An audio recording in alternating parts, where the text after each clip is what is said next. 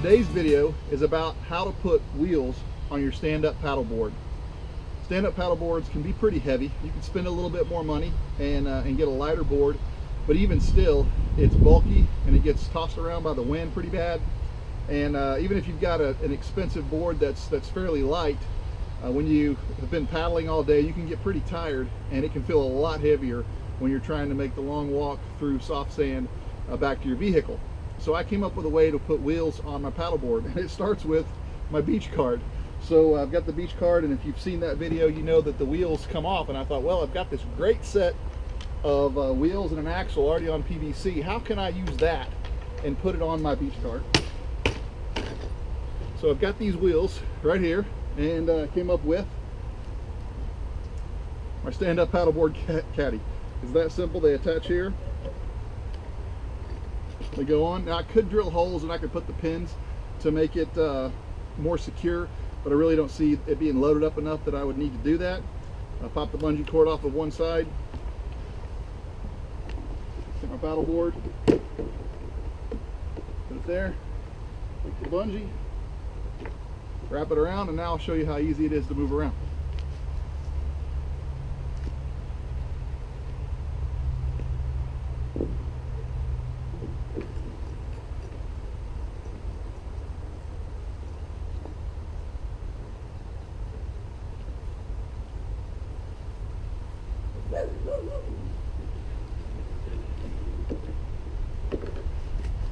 So the remainder of this video, I'll show you how I designed it, how to attach the handle, all the different parts you need to be able to make one for yourself.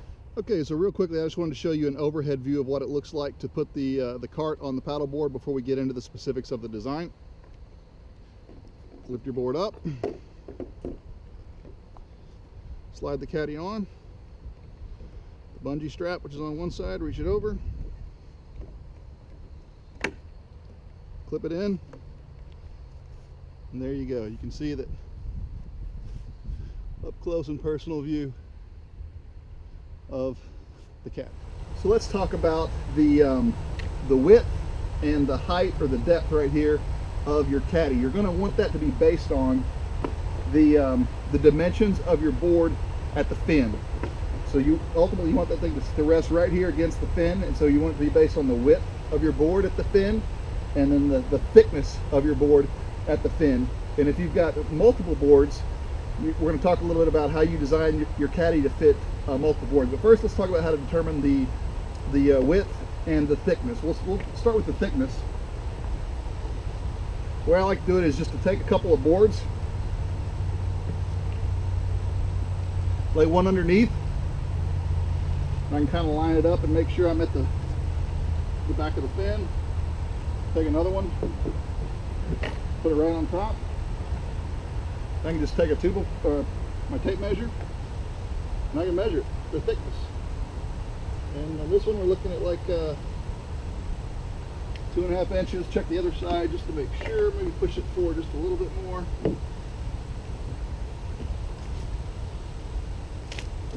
And notice that I'm looking at the side, just because the board is sloped, I want to make sure I'm getting the edge that is where the fin is. So I'm measuring the edge that's up against the fin there. Same thing, it's about 2.5 inches. If you want to put probably 1/2 inch extra, just to be safe, you could, the depth or the thickness is the one place where you can make it a little bit bigger.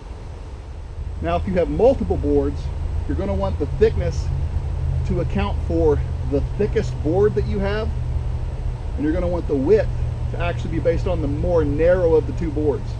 So you'll take your thickness measurements from both, or even more than 2, 3, then you'll take your width measurements from your boards, and you want to use the biggest thickness and the narrowest width. And the reason that is if it's a little bit too narrow, like say for example that board is more narrow and I design around that board, then when I go to put on this one, it'll slide up and it'll be tight. It won't be loose from side to side. So that's why you want to go with the narrowest width. And you'll notice that fin position is going to affect this measurement. So if you change your fins around a lot, you need to be mindful of that. So this is the board that I use for surfing, and you'll see the fin is far forward so that it turns a little bit better. This is the board that I use for for fitness and flat water cruising, and I've got the fin all the way back so it tracks the most straight. So you want to think about, is my fin always in this position, or where is it most whenever I determine the measurements for my caddy. All right, so now I'll show you the parts that you need to create your stand-up paddleboard caddy, as well as the things you're going to have to consider whenever you're laying out the dimensions and doing the design. Really, the only parts you need are going to be a short piece of PVC, straight PVC pipe, and then you're going to need these 6 90-degree elbow fittings. So you'll see here that it's just, this is the basic configuration that will ultimately allow you to make this, but you just need these 6 fittings. But now you have to determine the 5 pieces of pipe. You got 1, 2, 3, 4, 5 pieces of pipe you're going to have to cut, and then of course it's going to tie into the wheels down here. So to determine that, the way I do it is I just take, first you're going to need to determine the how much overlap or slip there is in each joint, and you can do that by just taking your tape and sliding it in, and you'll feel it make contact with the lip where the pipe rests, and I can see that it's about 1.25 inches is what, and I'm using 1.25 inch pipe, and it's got 1.25 inches of slip right there. So I know that dimension, I'm going to need that. Now you've got to determine, when you put these 2 pieces together, what the minimum gap is. I mean, that's as close to as you can get. So that, you know, imagine if this were the big length, the minimum gap, you determine that. So just lay 2 pieces together, and then take your tape measure, and then just measure across that inner dimension. I see that is that's 2.25. Okay, that's what I'm getting right there. Turn that up, maybe you can see it. It's 2.25. Okay, so then with those 2 dimensions, I can determine the width of the piece that's going to need to go right here. And just did a little formula and a diagram here to show you. So here's my 2. Apologize for my drawing, but here's the 2 T's put together, and I know that this dimension right here is 2.25 inches, and if there's 1.25 inches of overlap or slip in the joint, then I know that the piece of pipe that would be required to join these 2 is 2.5 inches, or 2 times 1.25 inches. So that's the minimum length of pipe to join these 2 pieces. So if I know that the width that I want this caddy to be is 18 inches, then I'm going to subtract this minimum width, because that width is already there regardless. If they're right against each other, I know I got 2.25, so subtract that. But then I have to add in the length of pipe that's going to slip up inside, and there's 1.25 inches on each side, or 2.5 inches. So 18 minus 2.25 inches plus 2.5 gives me 18.25 inches. That's how long a piece of pipe I want to cut to allow me to have an 18-inch width when it's all said and done. You'll do something very similar for the thickness. You know, you just, instead of it being like this, is here, and once again, it'll be the same thickness. It's going to be 2.25, and if I need it to be 3 inches, that's an extra 3/4. So 2.5 plus 3/4 is the piece of pipe that I'm going to cut, and that will create the thickness that I need. So that's how you determined the pieces of pipe that you need for the top member, for this guy right here, as well as for these.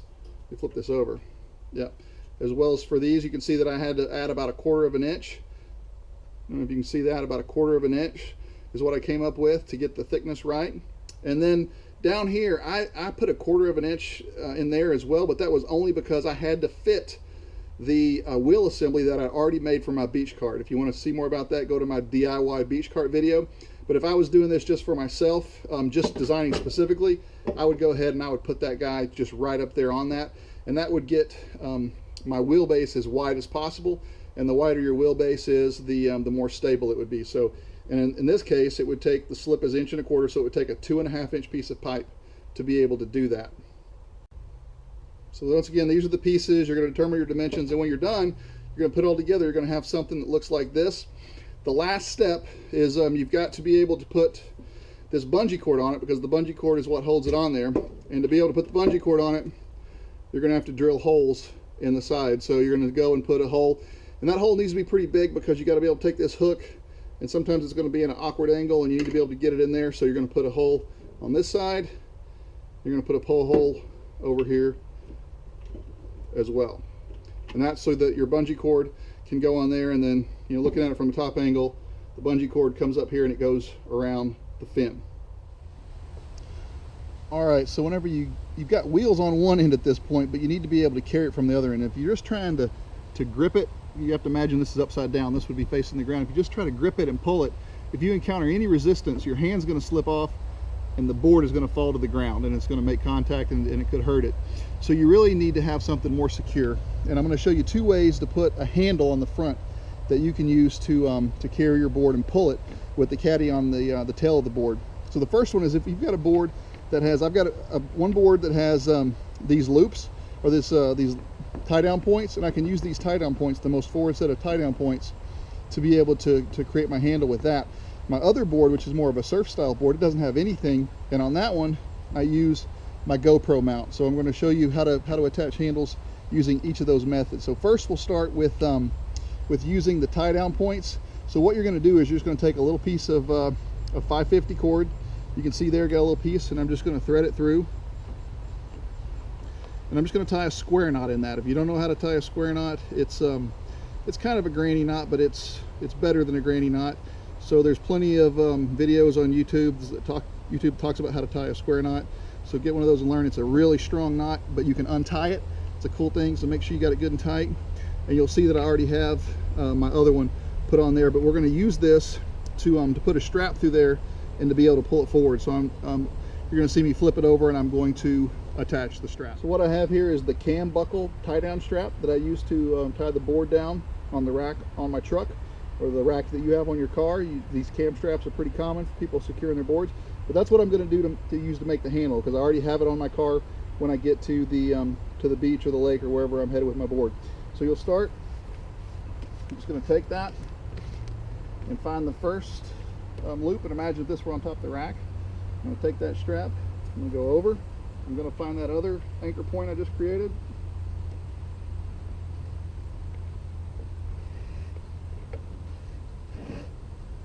Pull it through. I have a really long strap here. Most straps will be smaller than that.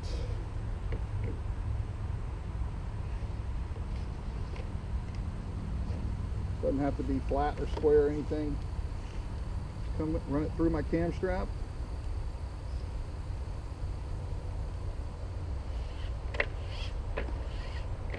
Or my cam buckle, I should say. And now I have a handle that I can use to pull it whenever the wheels are on the back end of the paddleboard.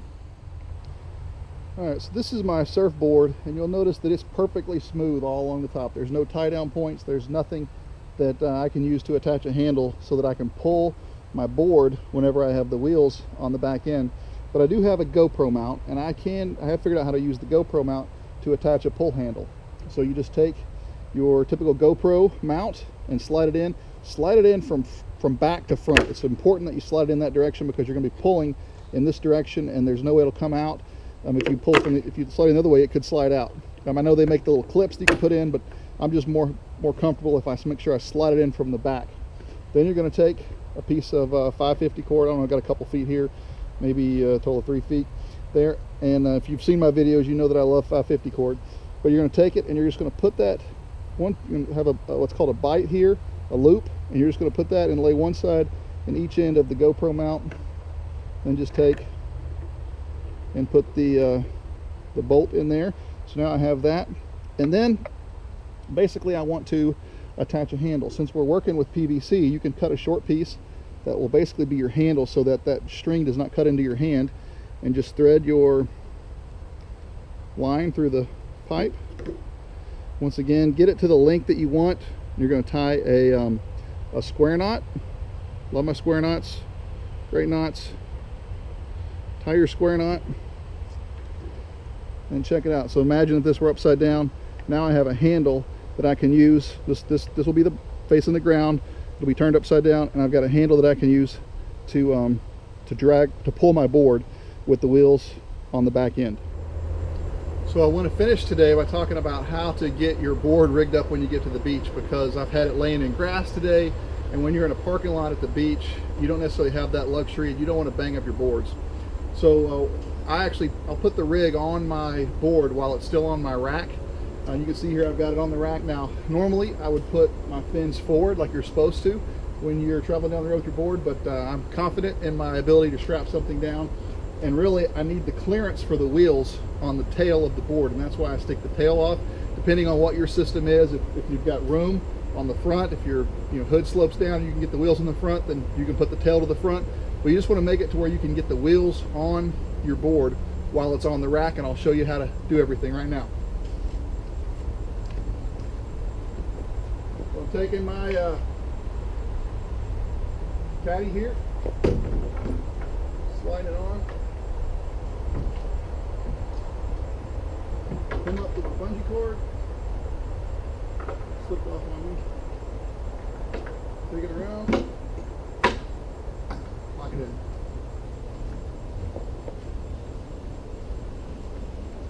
Now I have my GoPro handle that I just showed you how to make.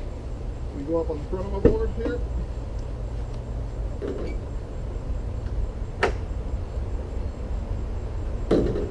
Slide that in.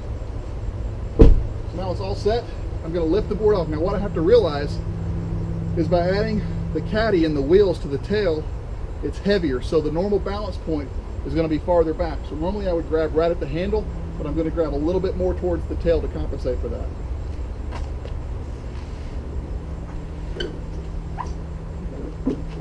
Just going to set it down.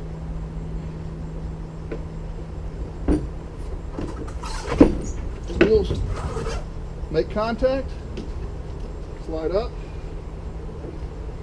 grab the handle. I'm ready to go.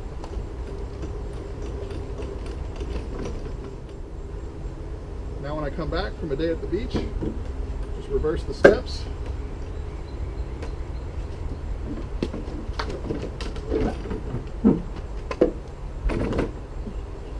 Obviously it helps if you have some friends.